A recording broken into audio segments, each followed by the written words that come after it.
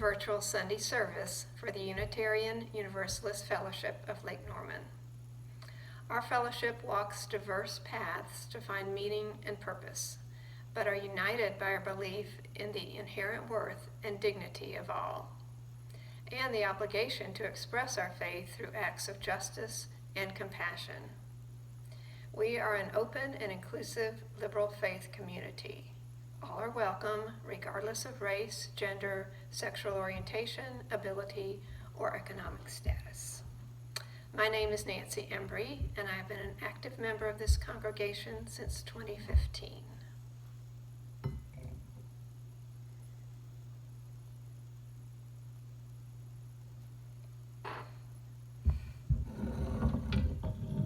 We light our flaming chalice to illuminate the world we seek. In the search for truth, may we be just, and in justice, may we be loving. I am pleased to introduce our speaker, Jim Price. We are so grateful he is with us today. Jim is a member of our congregation and has been a Unitarian Universalist for 8 years. This morning, Jim will be sharing a reflection entitled, Scriptures We Can Live With and Should. There are many beautiful stories and parables in the Bible that can serve us well. Just because some pick and use scriptures to justify discrimination doesn't mean that all scriptures are bad. Jim will share a few scriptures that support our Unitarian principles and can actually show us a way to live and model our creed. And now, Jim Price. Good morning. I'm pleased to be your presenter today. I am Jim Price. I'm equally delighted that we are meeting, even if virtually. It is important for us to keep our ties that bind. The whole is greater than the sum of its parts, but each of us is critical to make up that whole. We are all essential. We miss some of our rituals by not meeting together. The lighting of the chalice, stories for all ages, our collections, and dropping stones. I suspect when we next meet again in person, we may need to find a quarry because we'll have so many stones to drop. With your permission today, I would like to symbolically drop a few stones. I want to drop a stone for all grocery store employees, all postal workers, all truck and delivery drivers, all firemen and police, anyone who works in a retirement center, all nurses, nurse assistants, technicians, orderlies, and of course, the doctors. And I'd like to drop a stone for you, for your faith, for your confidence in one another, for your love for one another, and for your love of our community, and your love of the human spirit. Love conquers all. And now I have opening words for our service today. These are written by Jennifer Stokes. I did exchange the word community for building in 2 places, primarily because we're meeting virtually. The title of her opening words is Building Blessing. We ask blessings on this, our church home. May this community be a tool to continue the good work of our helping hands, our loving hearts, and open minds. May this home be safe harbor for all who sail upon the sea of life, and a beacon of hope to those on rough waters. May this community be a garden rooted with truth, compassion, and love, and blossoming into peace, liberty, and justice. We give thanks for the generous people who made this possible. We are grateful for the continued benevolence of the universe. Let us not forget those outside our walls who still struggle with their own need for shelter and nourishment of the body and of the soul. We ask blessings on this, our church home. The last time I talked to you, I recommended that we hold hands more. Well, you know what happened after that. I read yesterday about the benefits of cuddling, but I guess we shouldn't go there.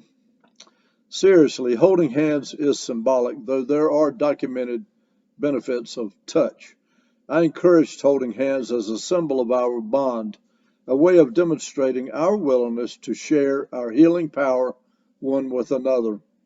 We'll talk a little bit later about ways that we can and already do that. I used to teach children in Sunday school, and whenever I'd have a helper come in, I'd always tell them, you cannot touch the children, much as you might like to hug them or whatever.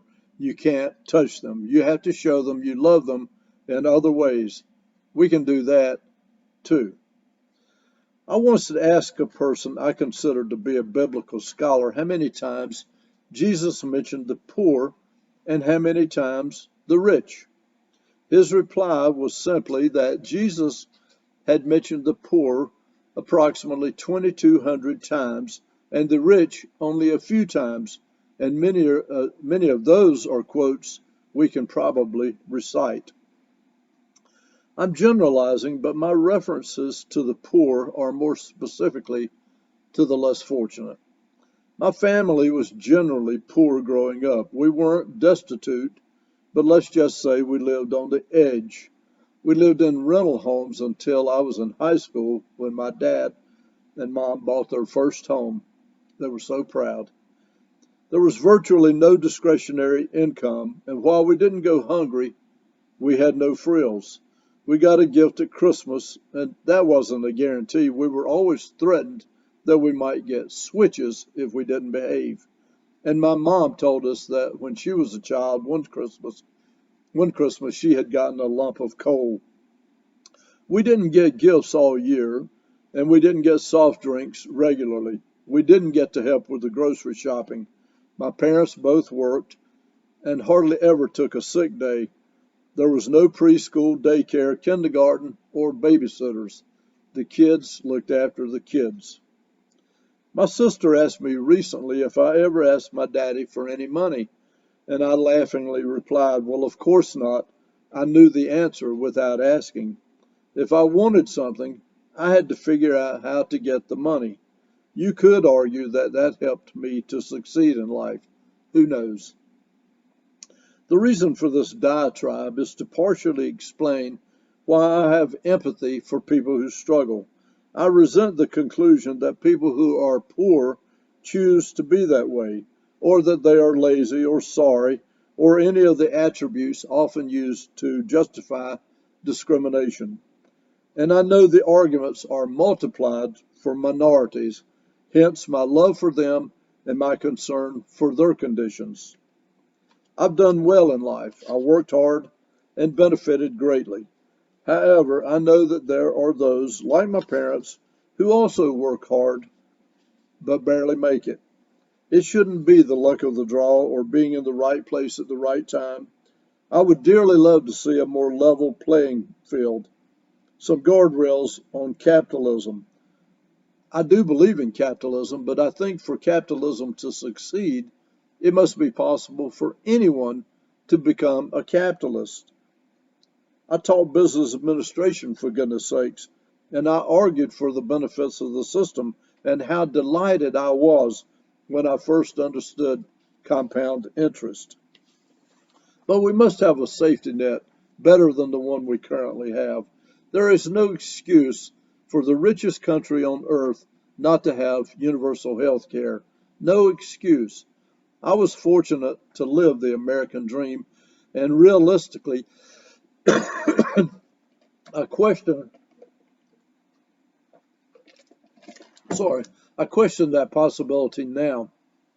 I'm not saying it's impossible, but I think it must be much, much harder. And unfortunately, some of that, at least, is by design. My spiritual growth has brought me to be a Unitarian, and I am as comfortable as I have ever been.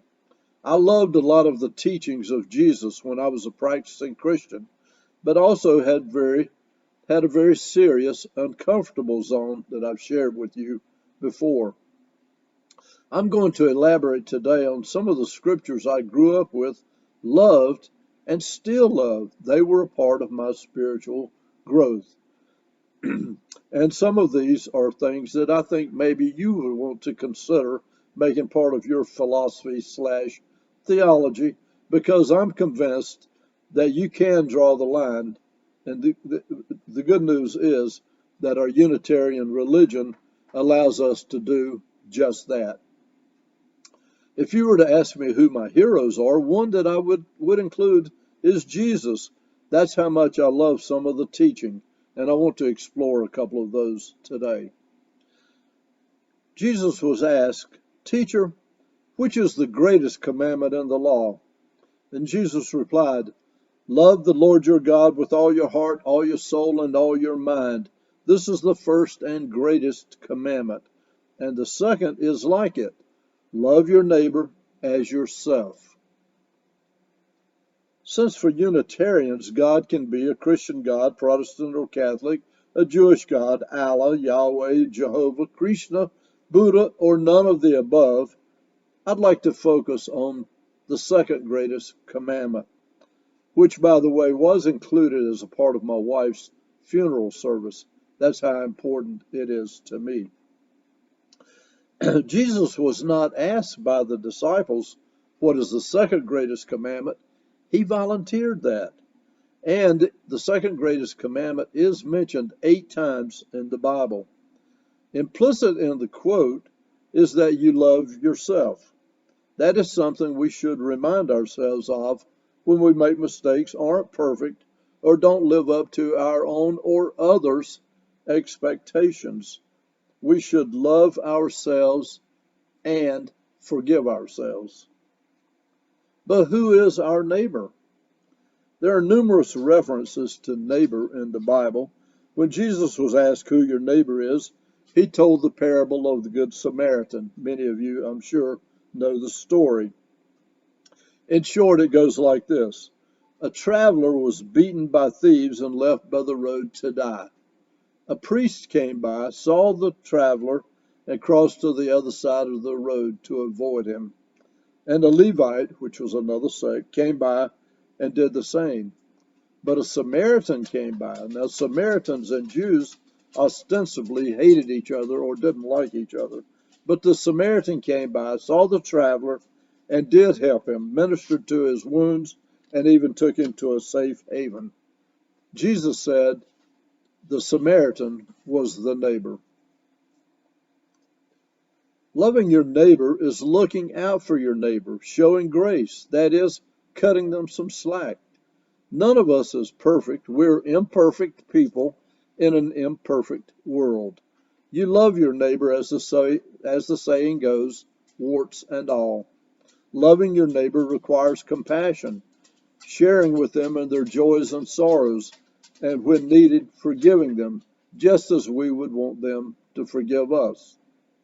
All of this, by the way, is consistent with Unitarian principles. Loving your neighbor is organizing meals for the sick who can't care for themselves. It is researching movies for the movie group. It is preparing and serving after service snacks. It is taking up the collection. It is preparing the order of service. It is keeping the books. It is picking up trash to beautify the highway. It is sending e-cards to loved ones on special days. It is hosting a questionable dinner. It is attending a questionable dinner. It is chairing a chalice circle. It is freeing dogs from their chains or selling real estate and donating proceeds to free dogs from their chains. It is painting beautiful pictures and then selling them and donating the money to a food bank. It is making beautiful music with your guitar, your voice, or your harmonica. It is taking in a family member in a horrid situation. It is dropping a stone for someone you love or care about. It is showing up and caring. A scripture we can live with is loving our neighbor as ourselves. Moving on. But Jesus went to the Mount of Olives. At dawn he appeared. again in the temple courts where all the people gathered around him, and as he sat down to teach them, the teachers of the law and Pharisees brought in a woman caught in adultery. They made her stand before the group. As an aside, the teachers of the law and Pharisees were in violation of the law because the law required that the male partner be brought in as well, and they hadn't done that. They were using this as a question. They were using their question as a trap in order to have a basis for accusing Jesus. So they said to him, "Teacher, this woman was caught in the act of adultery. In the law, Moses commanded us to stone her to death. Now what do you say?" But Jesus bent down and started to write on the ground with his finger, as was customary. When they kept on questioning him, he straightened up and said to them, "If any one of you is without sin, let him be the first to throw a stone at her." And again he stooped down to write on the ground. At this, those who heard him began to go away one at a time, the older ones first, until only Jesus was left. Scholars aren't in agreement about what he wrote on the ground. Interestingly, recently I had to have a locator service come to my house because of some work I was going to have done. I was chatting with the technician, and somehow this quote came up in our conversation, and he said something to me I had never heard, but I have since been able to confirm in my research. But what he said was that some scholars believe that what Jesus was writing on the ground was a sin each one of them had committed that was as great or greater than the sin the woman had committed. And as each one of them saw his sin printed on the ground, he left. Other scholars, by the way, think that he was naming the accusers in order of their age, the oldest first, and that's why, and they were so astounded that he knew them that they left. But the important point is that they all had sinned, and there is a modern phrase which is rough equivalent of this scripture, and it is that people who live in glass houses shouldn't throw stones. I heard a psychologist speak to the leaders at our church one time, and he used a word you rarely hear a psychologist use, but he used the word crazy. But the quote was, "All of us is a little bit crazy. The people who know us best know that about us, and they love us anyway." Think about your spouse or your friends, maybe your best friend. Is that person perfect? Can you name an imperfection in that person? Of course you can, just as they can about you. We overlook the imperfections because we love them anyway. We forgive them their inadequacies, and they forgive ours. We love them as our neighbors, and we don't cast stones. The second scripture we can live with is, "Let the one without sin cast the first stone." Moving on again. "Do not judge, or you too will be judged. For in the same way you judge others, you will be judged with the same measure. It will be measured to you. Why do you look at the speck of sawdust in your brother's eye and pay no attention to the log in your own eye? You hypocrite! First take the log out of your own eye, and then you will see clearly to remove the speck from your brother's eye." It is easy to see the faults and imperfections in others. It is much harder to see the faults and imperfections in ourselves. It is easy to expect others to conform to our standards of perfections. This scripture is cut and dried, and the one that we can live with. Why do you look at the speck in your brother's eye and ignore the log in your own? So to recap, three scriptures I've mentioned today that I believe we as Unitarians can live with. Love your neighbor as yourself. Let the one without sin cast the first stone. And why go after the speck in your neighbor's eye and ignore the log in your own? Interestingly, that reminds me of one more scripture that goes like this. And there abides faith, hope, and love. But the greatest of these is love. And that's what we do best. We Unitarians do best is love. We are a healthy fellowship. I'm so happy about that.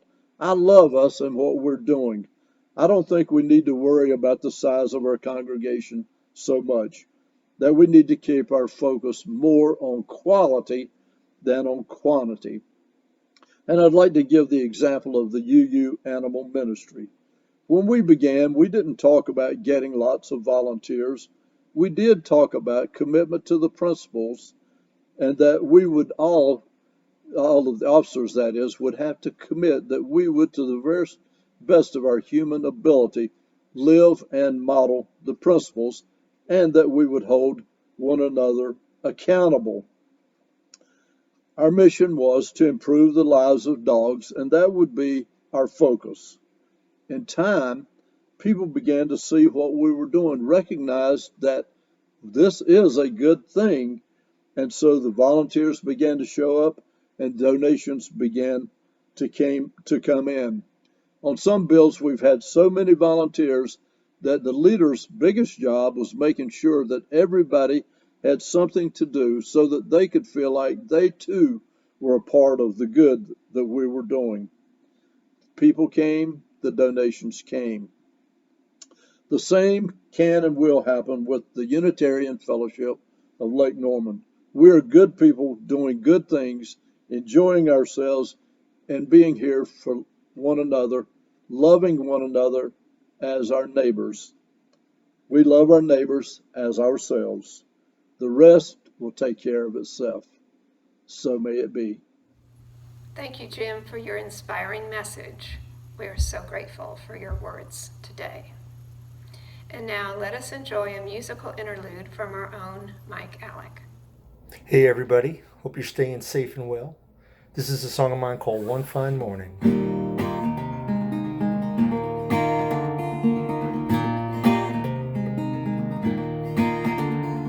Maybe someday we will rise and see. Open up our eyes, it may be. Turn a corner, you may find worlds of love and peace of mind. Yeah, one fine morning you will see. Break the chains and set it free. Yeah, yeah.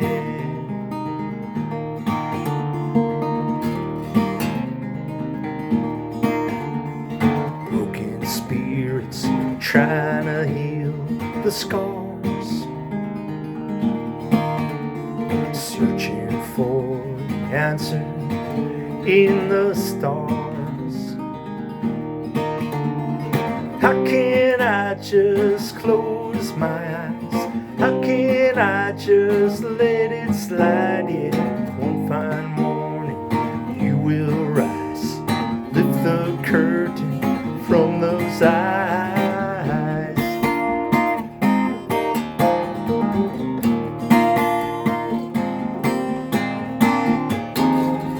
Let's spread the wonder all across the universe. Reach out and seize the moment before it slips away. Don't let it slip away.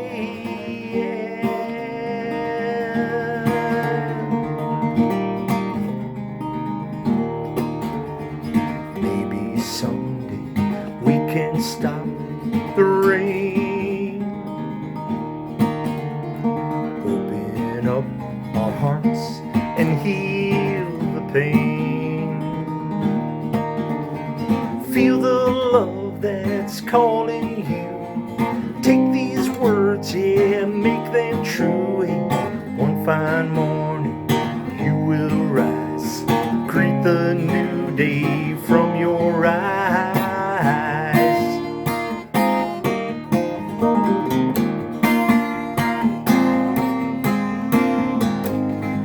Hey, you know it's true. Hey, you know it's true. Yeah, yeah.